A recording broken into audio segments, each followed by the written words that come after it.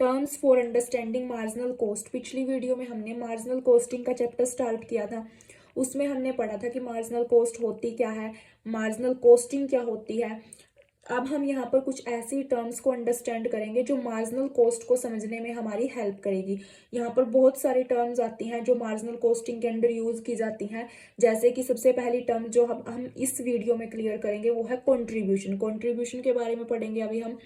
इसके अलावा भी बहुत सारे टर्म्स हैं, जैसे कि ब्रेक इवन पॉइंट हो गया, प्रॉफिट वॉल्यूम रेशो हो गया, ब्रेक इवन ग्राफ हो गया, margin of safety, break even analysis. तो इस टाइप की बहुत सारे टर्म्स हैं, इनको हम अगली नेक्स्ट वीडियोस में एक्सप्लेन करेंगे। अब हम पढ़ेंगे कंट्रीब्यूशन के बारे में, लेकिन इससे पहले दोबारा से हम मार्जिनल कॉस्ट का मीनिंग रिवाइज कर लेते हैं। मार्जिनल कॉस्ट क्या थी? एक एक्स्ट्रा यूनिट, एक एडिशनल यूनिट प्रोड्यूस करने से जो हमारी कॉस्ट के अंदर, हमारे प्रॉफिट्स के अंदर जो चेंजेस आए हैं उनको ही मार्जिनल कॉस्ट बोला गया है। और मार्जिनल कॉस्टिंग क्या थी?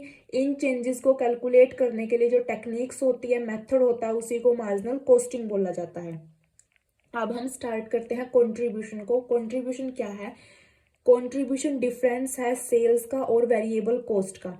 अब यहाँ पर ये देखो, आपकी वेरिएबल कॉस्ट क्यों ली गई है? क्योंकि हम मार्जिनल कॉस्टिंग के अंदर वेरिएबल कॉस्ट को ही लेकर चलते हैं, फिक्स कॉस्ट को इग्नोर किया जाता है। तो जो हम कंट्रीब्यूशन पढ़ रहे हैं ये कैसे निकलेगा? सेल्स में से वेरिएबल कॉस्ट को माइनस करके। इसका मीनिंग क्या बनता है कंट्रीब्यूशन का?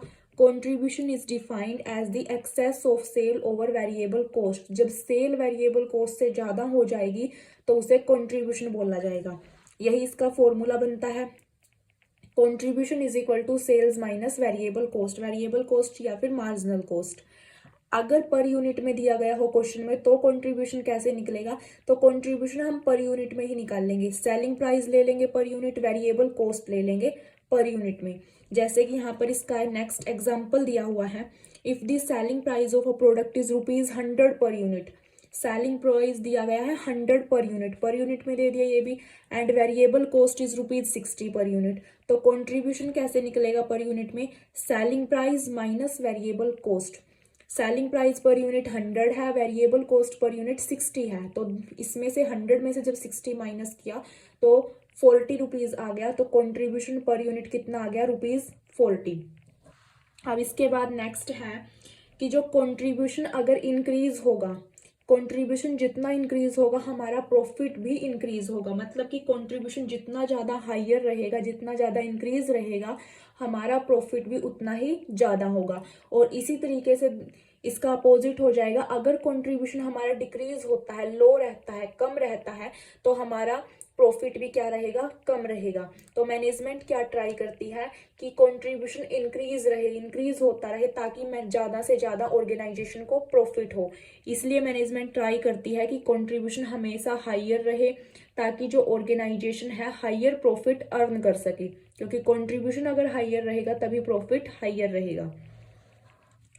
कंट्रीब्यूशन को और किन नामों से बुलाया जाता है? कंट्रीब्यूशन को कंट्रीब्यूशन मार्जिन भी बोला जाता है और ग्रोस मार्जिन भी बोला जाता है। तो इन तीनों का सेम मीनिंग है। कंट्रीब्यूशन की जगह हो सकता है आपके पास एग्जाम में ग्रोस मार्जिन पूछा जाए, तब भी यही सेम एक्सप्लेन करना है। और ये जो टॉपिक आ सकता है ये मेनली आ सकता है 4 या 5 मार्क्स के क्वेश्चंस के अकॉर्डिंग, जितने भी नंबर के आपके शॉर्ट नोट बनते हैं तो उनके अकॉर्डिंग ये पूछा जा सकता है एग्जाम में।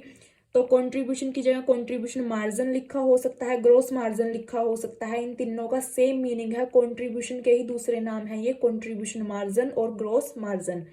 अब जो कंट्रीब्यूशन है ये मैनेजमेंट के लिए एक इम्पोर्टेंट टूल का काम करता है, क्योंकि ये मैनेजमेंट की डिसीजन मेकिंग में हेल्प करता है। कंट्रीब्यूशन अगर लो हो रहा हो तो मैनेजमेंट क्या ट्राई करती है कि उस कंट्रीब्यूशन को इंक्रीज किया जा सके, ताकि प्रॉफिट को और ज़्यादा इंक्रीज किया जा सके। तो इसलिए मैनेजमेंट ट्राई करती है कंट्रीब्यूशन को इंक्रीज करने के लिए। एडवांटेज ऑफ कंट्रीब्यूशन, मतलब कि कंट्रीब्यूशन के क्या लाभ है मैनेजमेंट के पॉइंट ऑफ व्यू से हम ये एडवांटेज पढ़ रहे हैं, क्योंकि मैनेजमेंट को ये डिसीजन मेकिंग में हेल्प करता है। तो इसका सबसे पहला एडवांटेज क्या होगा मैनेजमेंट को? ये ब्रेक इवन पॉइंट को या फिर प्रॉफिट वॉल्यूम रेशो को एनालाइज करने में, डिटरमाइन करने में मैनेजमेंट की हेल्प करेगा। सेकंड है कि ये सेलिंग प्राइस को फिक्स करने में भी मैनेजमेंट की हेल्प करता है। थर्ड है it help the management whether to purchase और मेक अ प्रोडक्ट और component. Fourth, it help the management in selection of suitable product mix. एक सुटेबल प्रोडक्ट मिक्स को सिलेक्ट करने में भी मैनेजमेंट की हेल्प करता है। और जो मेथड ऑफ प्रोडक्शन है, हो सकता है एक मेथड ऑफ प्रोडक्शन हमारा सक्सेसफुल ना हो, हम प्रोडक्शन के लिए जो मेथड यूज कर रहे हैं अभी, हो सकता है वो सक्सेसफुल ना हो, तो कंट्रीब्यूशन की हेल्प से ही चेक करके मैनेजमेंट सुटेबल जो भी मेथड हो, दूसरा जो भी मेथड हो सुटेबल लगे, मैनेजमेंट उसको चूज कर सकती है।